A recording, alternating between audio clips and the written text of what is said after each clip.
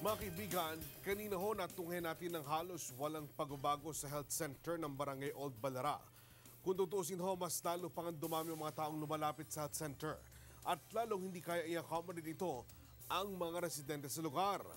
Oo, nakita naman ho natin na medyo maayos na lugar, katulad na lang po na may grills na sila, may computer na rin at air conditioning unit ang ilang bahagi sa loob ng center.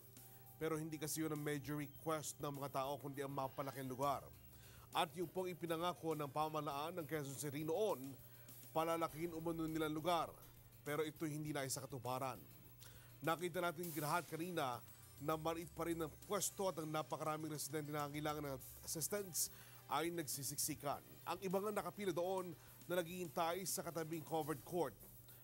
Doon po naghihintay at tumaasang matutugunan po sila.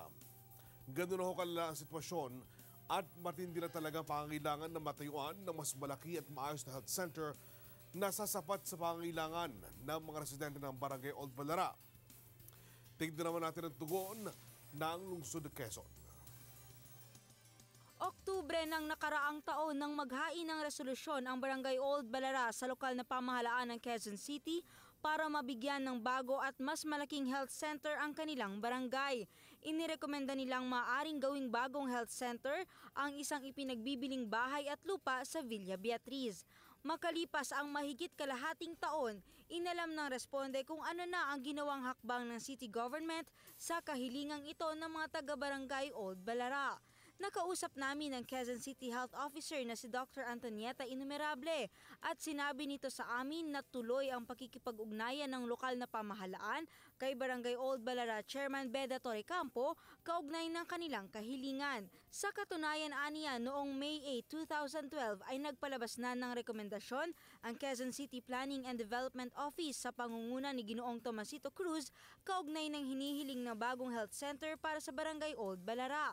Nakasaad dito na pagkatapos ng kanilang ocular inspection at evaluation, nakita ang kasalukuyang health center ng barangay ay masyadong maliit para sa napakalaking populasyon doon. Isinaad din dito ang agarang pangangailangan na mapagawa ng bago at mas malaking health center ang Barangay Old Balara at ang nasabing property sa Villa Beatriz ay talagang tamang-tama para sa pangangailangan ng barangay.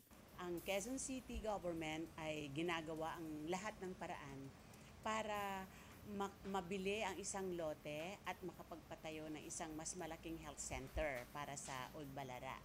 At ganun pa man, kahit nagawa na natin itong malaking health center na ito, yung building na yan ay gagawin pa rin naming barangay health station para naman hindi na malayo ang puntahan ng mga nakatira sa lugar na yon.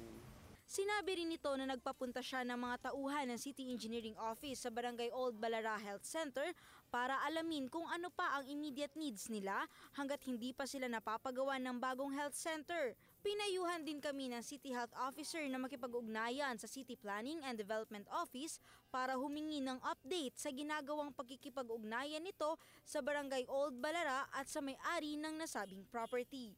Mayroong inirekomenda si Kapitan, inispeksyon na namin, tinignan na rin namin, at magandang lugar sana to para sa isang health center. Ang isang problema lang ay yung sa presyo, kung kaya't kami nakikipagtulungan kay Kapitan Beda Torrecampo na para makausapin niya, sa tulungan kami makipag-negotiate para mababaan yung presyo. Sa lugar na yan, ang pagkakaalam ko, ang solar valuation lang dyan, nasa 5,000 per square meter. Pero itong ibinebenta, tila umaabot yata ng mga 10,000 per square meter, kaya medyo nahihirapan kami. Unang-una, hindi kami po pwedeng tumaas doon sa zonal dahil yun ang reference ng gobyerno. May mga ulat din kasing naibenta na sa iba ang nasabing property, bagay na beberipikahin pa aniya ni Ginoong Cruz kay Kapitan Torrecampo. Gayunman, sakaling naibenta na nga ang property ay patuloy pa rin daw silang maghahanap ng lugar kung saan pwedeng maitayo ang bagong health center ng Barangay Old Balara. Bagay na mahigpit din aniyang iniatas sa kanila ni Quezon City Mayor Herbert Bautista. Walang ibinigay sa amin ni Mayor ay this year. Kinakailangan itong taon na to ay makapag-acquire ng lote Dahil ang sabi niya, nag-set aside na siya ng pondo para sa construction ng mga health center. Sayang daw naman, may appropriation na tapos hindi magagamit. Kaya binigyan kami ni Mayor ng this year para ma-acquire yan. Ako sa Irene Quintana, ang inyong koresponde. Mga kaibigan, ang nakikitang solusyon noon ng Barangay Old Balara para mapalaki ang kanilang health center ay bumili na lang ng house and lot at yun ang magsisilbing tanggapan. Meron po sila nakita ang lugar noon at ito nga ay ang property sa Villa Beatriz. Kaya lang sinasabing nabili ng lugar na ito.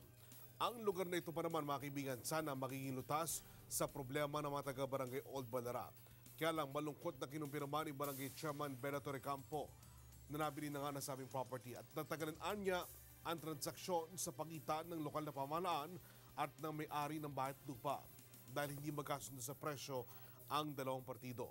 Gayunman, nangako si Recampo na hindi sila titigil hanggat hindi po nabibigyan ng mas maayos at mas malaking health center ang kanilang barangay na anya ay kailangan ng kanilang mga nasasakupan.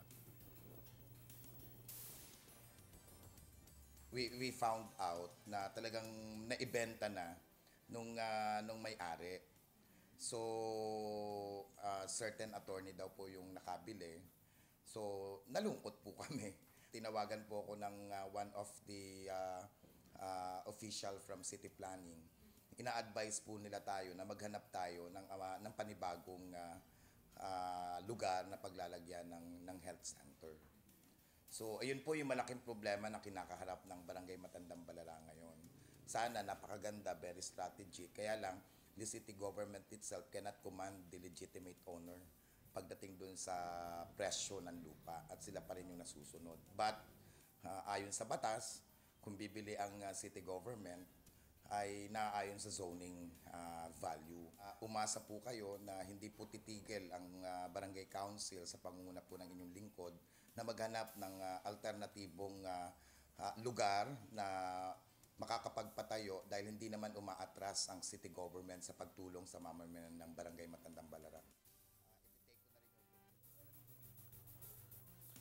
Mga kaibigan, sa kabuuan po na mahigit 42,000 ang mga barangay, isa lang po ang Quezon City sa may magandang kahit paano ay health center sapagkat kahit na paano natutugunan ang pangangailangan ng mga taga-barangay Old Balara.